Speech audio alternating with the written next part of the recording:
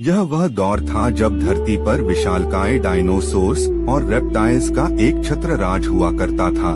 Mesozoic era की शुरुआत आज से तकरीबन 252 मिलियन सालों पहले पर्मियन एक्सटिंक्शन के बाद हुई थी।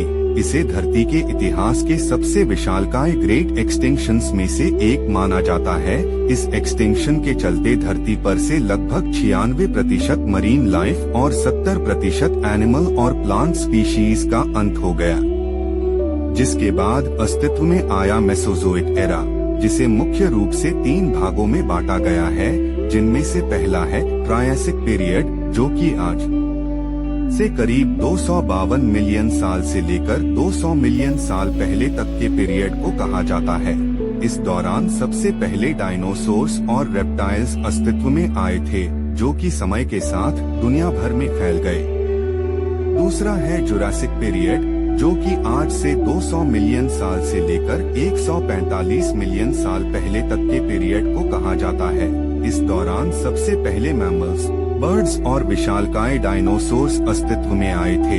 तीसरा है क्रिटेशियस पीरियड, जो कि आज से 145 मिलियन साल से लेकर 66 मिलियन साल पहले तक के पीरियड को कहा जाता है। इस दौरान कई प्रकार के डायनासोर्स, मैमल्स और पौधे अस्तित्व में आए थे, पर क्रिटेशियस पीरियड के अंत में आज से तकरीबन 65 मिलियन साल पहले धरती पर से इन विशालकाय डायनासोर्स का हमेशा के लिए अंत हो गया। पर आखिर इन विशालकाय जीवों का अंत कैसे हुआ और कैसे इनका अंत मानवों के उत्पत्ति का कारण बना, यह सब जानेंगे हम आज के इस लेख में। आज से तकरीबन 6 करोड़ 50 लाख साल पहले करीब 15 किलोमीटर विशालकाय एस्टेरॉयड अचानक हमारी धरती से आ टकराया। यह टक्कर हिरोशिमा पर गिराए गए एटम बम से भी करीब 10 अरब गुना ज्यादा शक्तिशाली थी। इस एस्टेरॉयड के धरती से टकराने के तुरंत बाद ही सैकड़ों किलोमीटर दूर तक आग का गोला फैल गया था, जिसने अपने रास्ते में आने वाले जीवों को तुरंत ही राख में बदल दिया। इस टक्कर से समुद्र में कई मीटर ऊंची खतरनाक लहरें उठी, जिन्होंने आधी दुनिया में तबाही मचा दी थी। इस टक्कर के बाद निकले धूल और राख धीरे धीरे आसमान में फैल गए, जिसके कारण हमारे धरती का वायुमंडल कई महीनों तक गैस और डस्ट से पूरी तरह ढक गया, जिससे हमारे सूरज से आने वाली प्रकाश की किरणें धरती की सतह तक पहुंचना बंद हो गई, जिसने धरती के फूड चेन को इम्बैलेंस कर दिया। साथ ही इसकी वजह से हमारी धरती का तापमान कई डिग्री सेल्सियस तक गिर गया। अचानक आए इस महाविनाश की वजह से जीव जंतुओं और पौधों की कई प्रजातियां तुरंत ही नष्ट हो गई।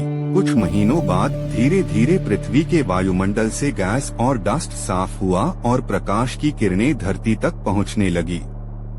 लेकिन उसके बाद ग्रीन हाउस गैसेस, जो कि पृथ्वी के वायुमंडल में पहुंच गई थी, उन्होंने पृथ्वी को अचानक बहुत गर्म करना शुरू कर दिया। तापमान में आए इन भयानक उतार चढ़ाव ने कई और प्रजातियों को नष्ट कर दिया। इस मास एक्सटिंक्शन की घटना को क्रिटेशियस पेलियोजीन एक्सटिंक्शन इवेंट के नाम से जाना जाता है। इस भयानक तबाही के चलते धरती पर रहने वाले तकरीबन 75% एनिमल और प्लैनेट स्पीशीज हमेशा के लिए विलुप्त हो गए। धरती पर रहने वाले 25 किलोग्राम से ज्यादा वजनी सभी जीवों का खात्मा हो गया। साथ ही पेड़ पौधों की कई प्रजातियां भी विलुप्त हो गई। पर इस भयानक तबाही के बावजूद कुछ छोटे मैमल्स और उड़ने वाले डायनासोर्स अपने आप को बचाने में कामयाब रहे। ये मैमल्स काफी छोटे थे, जो कि काफी हद तक आज के चूहों की तरह दिखाई देते थे। बड़े विशालकाय डायनासोर्स और दूसरे खतरनाक जीवों से बचने के लिए इन्होंने जमीन के नीचे रहना शुरू कर दिया। ये जीव बाद में जाकर आज के आधुनिक मैमल्स के रूप में इवॉल्व हुए, जिनमें इस वीडियो को देख रहे होमो सेपियंस भी शामिल है। पर इन मैमल्स के साथ ही कुछ उड़ने वाले डायनासोर्स भी अपने आप को इस भयानक तबाही से बचाने में कामयाब रहे, जिन्होंने बाद में जाकर अपने आप को आज के पक्षियों के रूप में इवॉल्व किया। पर इवॉल्व होने का यह प्रोसेस इतना भी आसान और सरल नहीं था, बल्कि यह कई अहम चरणों से होकर गुजरा था। इतने बड़े पैमाने पर हुई तबाही और मास एक्सटिंक्शन के प्रमाण कभी नहीं मिले। इस हालिया रिसर्च रिपोर्ट में सैकड़ों फॉसिल्स की जांच की गई है, जो कम से कम 16 जीवों और वैज्ञानिकों का कहना है कि एस्टेरॉयड के पृथ्वी से टकराने के तुरंत बाद धरती का सारा वायुमंडल कई किलोमीटर मोटे धूल और राख के चादर से ढक गया था, जिसने कई महीनों तक सूर्य की किरणों को जमीन में पड़ने नहीं दिया।